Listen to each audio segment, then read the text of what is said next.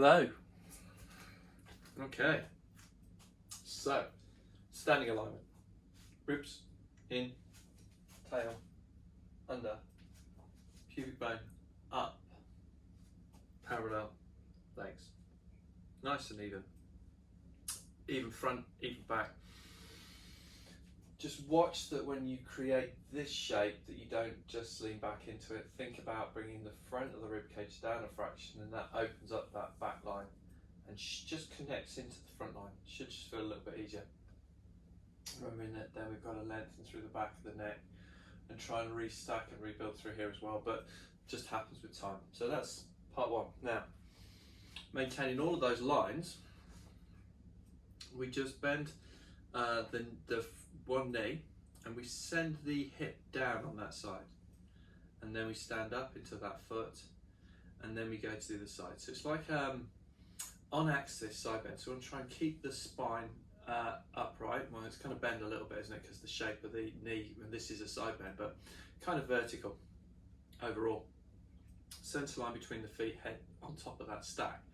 So I could probably do it like this, but that's not bending the body. What we're trying to do is trying to get the knee to bend, to open up the side of the waist, and then the body reacts backwards, and then the head reacts in the opposite direction. You've got these kind of sinuous little S's going through the spine. It's a really kind of cool place.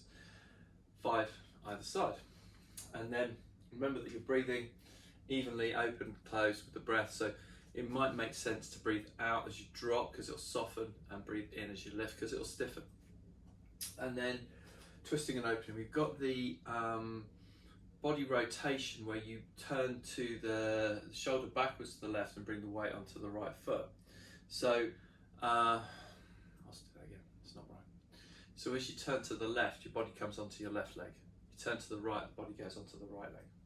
Now, that rotation can sometimes be limited by the rotation of the shoulder on the rib cage. It kind of closes down this bit here, which shuts this bit down, which stops that bit moving. So think elbows back, open that front line of the top line of the shoulder, and then as you bring the rib cage back, the body sways to that side and you're looking forwards. And this would be in preparation for the next step. So in gait we would be doing walk that way, and you're bringing the weight onto this side here because you're pulling back into that direction. And the logic is that spine's at the back of the body, and then the body mass is all in front of it. So as you turn your spine, the body mass moves with it. It just makes sense. It just makes life a little bit easier, not fighting your own way. We grab a band. Ideally have the band under the shoulder blades through here. Again, working on a sense of breathing as well as moving with this exercise, because we want to try and get the rib cage to open up, and that's limited again always by that fact of if you do a shallow breath, it's going to be a shallow, rib cage. If you do an expansive breath, you might get an expansive rib cage. And then within that idea, not making it like not big panting, not big strong breaths, make it more like a sleeping baby, sleeping puppy breath. Now, we've got the control of the tension by pulling and pushing with the arm that's not moving.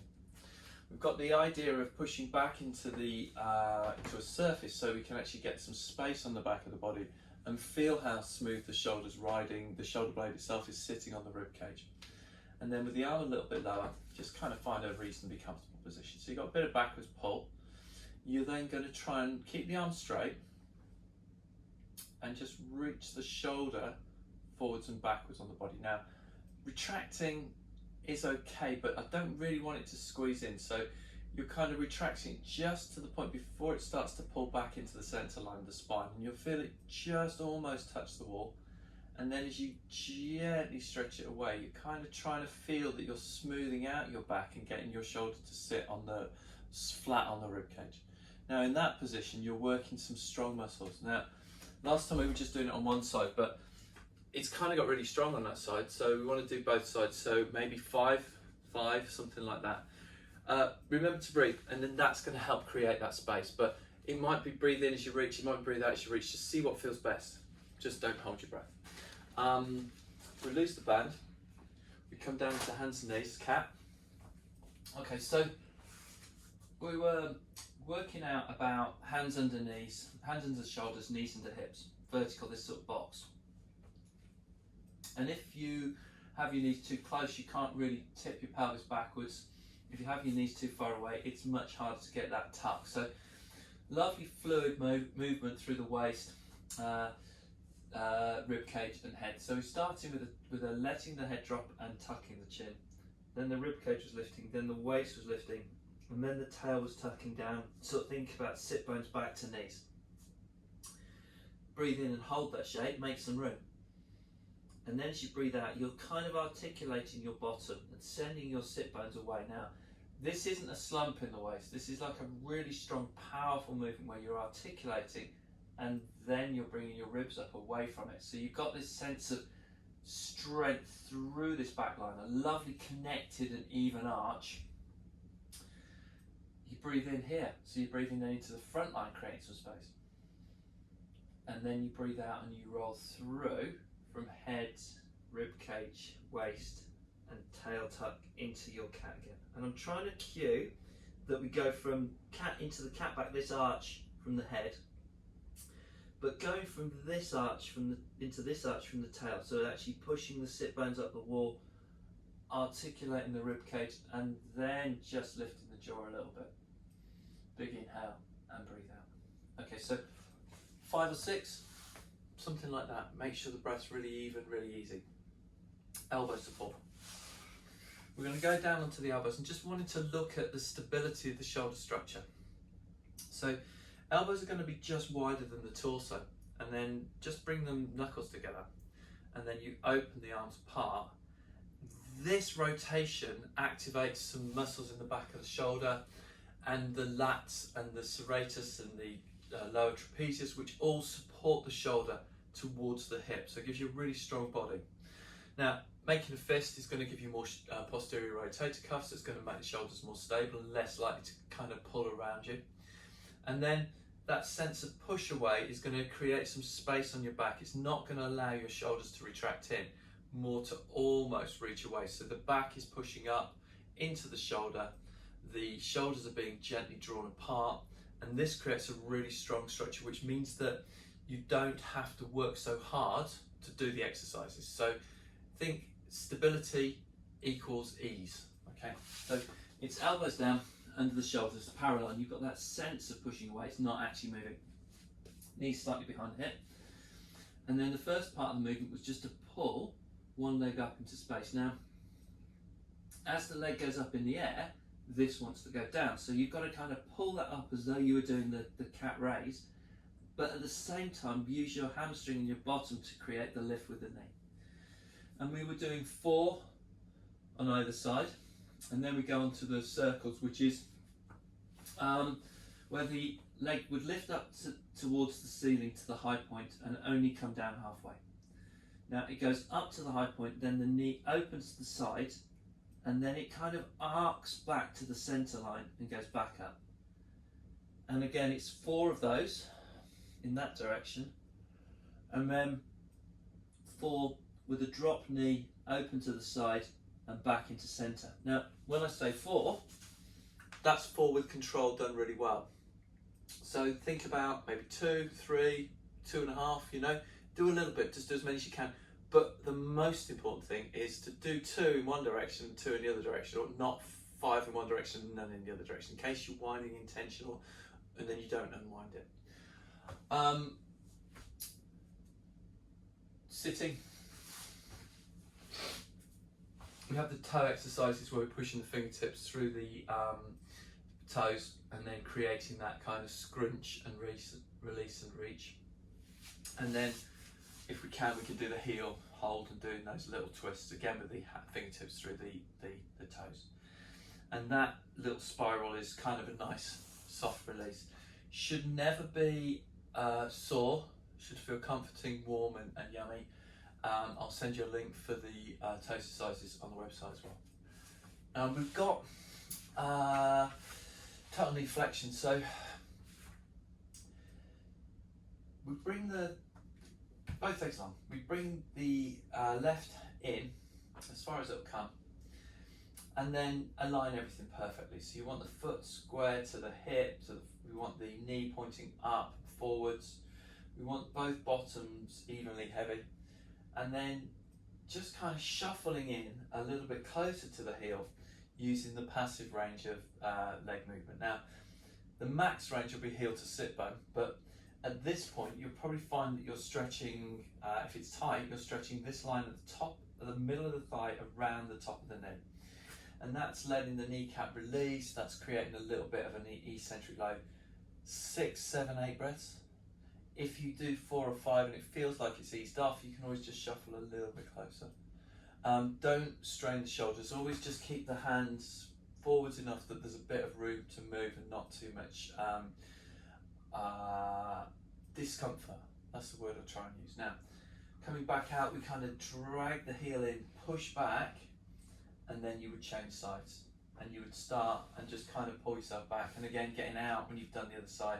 Again, bring the heel back and then push yourself back. So it's really controlled, really easy. And you're not really lifting up, you're just sliding on the mat, and it should be straightforward. We were doing this last time with a reach and an opening. I think the idea that you open your shoulders out and bring the hands just behind you with the elbows pointing back to a point which feels not awkward. Now, I would say let your legs go long, because that's going to take the weight off your shoulders and might allow you to be a little bit more open here. And then with that open from the front of the body, you keep the chin tucked, and it's an inhale to lift the rib cage over the arm bone. And then as you breathe out, you just release. So it's nothing too fancy. You can have your heels together, you can have your feet apart, you can have your knees bent. It's just finding that comfortable position where the weight of your body feels like you're on your hip bone, and you could do this and balance, but that would be quite strong on the abdominal. So we use the arms just to take some of the strain away, not to support the body weight and get hurt, okay? Then we would kind of roll to the side a little bit, come and lie down. Hands, head centered, you know, everything perfectly aligned, no kind of kinks or twists or turns. Heavy, yeah. Arms just kind of up into the air and then onto the front of the hip. Should feel that it's level. If you're tipping back and pushing your waist into the floor, it's going to be very hard to let go here. So you've got to kind of let the pelvis relax a little bit and feel that this is going soft with the exhale. So you're letting the energy go. And then as you breathe in, you're kind of feeling a stretch but not strain. So it's like the breath goes right into your fingertips onto the pubic bone. And then the choppy bits of the hands, the heels of the hands, they kind of, or the blades of the hands, they kind of go down into the hip socket as you breathe out. And so you're just trying to let the front line, the quads, the hip flexors, the front line leg muscles relax as you breathe out. Now, adjusting heel position, foot position, adjusting, trying to get the weight of the legs to sink down towards the floor is the magic bullet. And I mean, I've been for a run, so I'm really tight here, and this is great for me now, but what I would normally find is if I haven't been running, I could actually let the leg bones go. Now I've been running up hills and various different things. It just feels like there's a tension in here, and if I did, say, 10 breaths, I could take a little bit off that tension each time just by breathing. Allowing the weight of the legs to go into the hip rather than into the feet. All of those things are going to help me kind of relax that bottom line, and that's going to make my movement patterns easier. And then we'll keeping that all soft and lovely. We get a few more breaths, not going to hurt. Inhale, reach the fingertips to the ceiling. Exhale, just let go. And you don't want the shoulders to come down up around your ear. You want it to come down up around your waist. So you're kind of letting it go backwards and down. And that's making space in your rib cage. You might want to have your elbow ever so slightly soft. That's going to create a softness to the release that's not going to tie things up or squeeze things in. It's kind of just a little bit more spacey and kind of an external pull. 5, 6, and then find the midpoint where it's not up, not down, pushing you off the floor. Kind of snug, in arm bone, in shoulder socket, shoulder itself complex, sitting beautifully on your rib cage, really smooth, really flat, and then rib cage heavy. Do 4 or 5, arms overhead. Breathing out. breathe in, just stay there. Now I can see my elbows, they're not all the way to the floor. And if you had like a foam roller or something, you could put that here and you could rest your wrists on it, something like that, with your thumbs on it. So it's just not quite so much strain. Now, the idea of gravity putting a little bit of load onto the arm while you keep your ribs heavy will maybe allow tissues to release. That doesn't mean strain. That's kind of relax and let go and get really soft and imagine melting cheese. It's that idea rather than strain. And then we'll do maybe 3, 4, 5 of those. Just you'll start to feel a point where it feels a little bit gentler, and it'll be less of a kind of to hold this down, more of a yeah. So we're using the out breath as well to create a connection through the ribs. We're using the in breath to pull the rib cages wider and opening up at the back. And then we do a chin tuck. So we want the back of the head to be almost glued to the floor. So we're going to feel some friction like a Velcro kind of thing. And then we're going to keep the ribs down and heavy. And as you tuck the chin, your ribs will want to do this. If you don't do that and you don't let the head lift off the floor, what you're going to do is you're going to shorten and strengthen the front line of the neck and lengthen and stretch the back line of the neck. And it's quite intense, so even my vocal cords get involved. So that's why I can't speak when I do the full chin tuck. It's like this. Okay. Now, 3 of those, it's almost a reset. And then the hands are going to come up into the air. You're going to cross your fingers over like that. And then you're going to bring the backs of the palms, see my palms are facing up to the ceiling, down over your eyes with the elbows wide and about 12 inches, 30 centimetres elbow to floor. We just look left, look right, do a visual range check, yeah? And then we add some oppositional turns. So we turn and look at the left wrist, but turn the jaw to the right, not losing sight of it, and then back into centre, and then turn from the right wrist to the left, back into centre.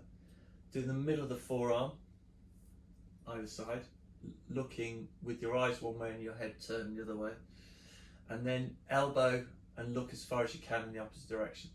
When you start to do the mid arm and the elbow point viewpoint, you'll start to see the inside of your nose, you'll start to feel your eyes almost popping out on their sockets. So be mindful of, reasonable tension, and breathe and try not to build pressure up. But that's probably just a reaction to something stretching that doesn't usually get a bit of a stretch. Now, because the eyes are attached to the back of the head, this is going to lengthen the neck out and kind of reset the jawline and all these kind of long lines, which when we go back to the start, when we did the tail tuck and the rib hold, is that lengthening up through the centre line of the spine and getting the head to sit higher on the top of the neck.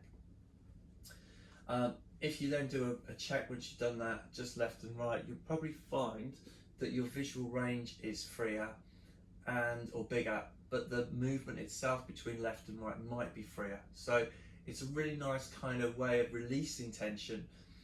And remember that it won't necessarily reset left and right differences, but the bones are the same, both sides. So if you do things like this on a regular basis, it probably will, but it's not going to be focusing on more left, more right. It's just going to be setting it up beautifully and getting it to ease off and relax and just work well. The other thing about those head turns and the tension, they will relax the shoulders more. So it's gonna kind of help set this up in a better place too. So there's lots of wins. We then come into a little bit of bridging. We're going to have the heels quite far back towards the hips. Now, at some point when we do the knee stretches we did earlier, you'll be able to get to the point where you can put fingertip to heel. And then with the feet really nicely grounded, kind of feel the toes, that sense of texture underneath them. You're going to push through your arms and your feet and lift your knees over your shins to create movement. Now, if you can see, my body is going that way because it's being pulled by my legs. I'm going to take a breath in, and then as I come down, I'm going to come down through my rib cage, joint by joint by joint. Now, I'm going to try and keep my legs active so I'm not pushing my weight back into my head. I'm going to try and keep my thighs pulling my knees away and use my rib cage and my waist to pull my spine down. Once I've got my waist down, I can let my hip go down, and then we're looking for that soft release of the leg bones into the hip socket. This will strengthen your hamstrings, but with the heel position, it's not focused just on them. It's focusing on the front of your thighs, inner thighs, bottom, and hamstrings. So they're all kind of working as a team, which is, much cooler. So reset, arms are active. You're gonna shoot your knees over your ankles, pull the spine away, make the back of the head heavy, make the shoulders really stable. And then as you roll your back down, you're not letting the weight shuffle you back into this space. You're kind of pulling with the knees still, and you're bringing your ribs down to create almost a sense of stretch through the neck as well. So again, we'll do maybe 4 or 5 bridges, not many more, but just kind of work out what feels right. If you could do more, great, but just within time. And then, because we've kind of done a little bit of a hamstring exercise, we want to do a little mini hamstring stretch. Now, this is not a tear. This is not about pulling the muscles apart and holding it for hours. It's about the electrics in the leg turning on and off. So, knee over hip, ankle, second toe, all in a straight line. And then as you push your toes to the ceiling, you'll probably see your heel spiraling in just a little bit.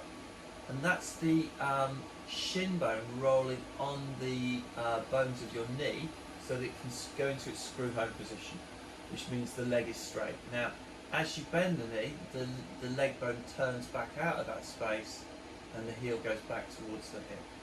Inhale, stretch away. Exhale, release. Maybe 5, 6, something like that on either side.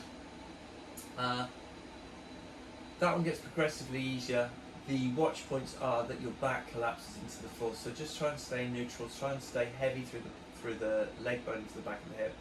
And as the leg moves away, you've got to switch a bit of bottom on the outside. The bottom will help keep the leg in a really cool alignment, stop the knee turning in.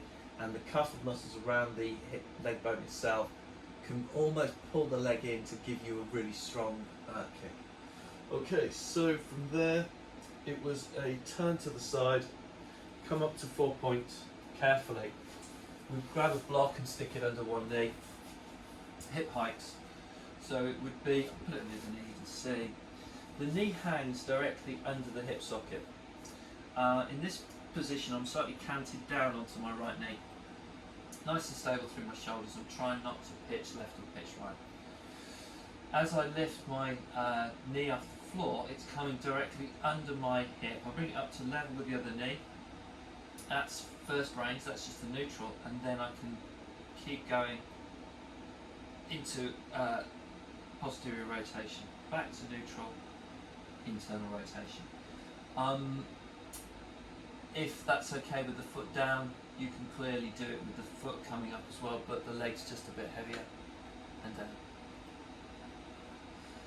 The size of this block is key. So if it's this big, your initial movement to neutral will be 2 inches, or 2.5 inches, maybe 3 inches. Then that means that you're likely to get a bigger range of movement up as well as down. So it might be worth putting 2 bolts or something, 2 inches, 3 inches, perfect. Okay. 4, 5 on either side. And then we just wanted to add in a little bit of a shoulder long stretch. So I call this a handstand prep. So I wanted to think, imagine you were just standing up with your feet on your hands, with your feet up against the wall, and it's about making the shoulders into a perfect position so they're strong and mobile. So we've got the hands flat, the knees are slightly behind the hips, and we're going to progressively move more. So we kind of bring the hips back towards the heels. You'll get a little bit of a rib cage stretch, a little bit of a shoulder stretch. Keep your ears above your arms. And then forward. Now that's a really gentle stretch. It's not really hitting the spot for me today, so I'm going to take my knees back a little bit more. Now, if I go too far and put too much weight into the arms, it's going to not move. So I need to be light in the hands, and I also need to be able to lift my hands off the floor, and that means I've not got too much leg there. And then I'm going to come back and I'm going to let my rib cage and my elbows go down towards the floor, but keep my head up. So imagine it's like a little bit like a cobra or a back extension. Now that's okay, but it's kind of cramping the shoulders because I'm in internal rotation. I want it to be more neutral. So as I go back and the weight comes off my hands, I'm going to turn my palms to face each other. And I'll get just a little bit more shoulder range, a bit more of a mid-back stretch, opening, kind of nice feeling. And we can do the breath two ways. We can breathe in, which creates the push through the front of the rib cage, which makes the torso quite stable and stiff though, and so you kind of might limit the movement. So I try it both ways, and as you breathe out, try and feel soft through the back of the body.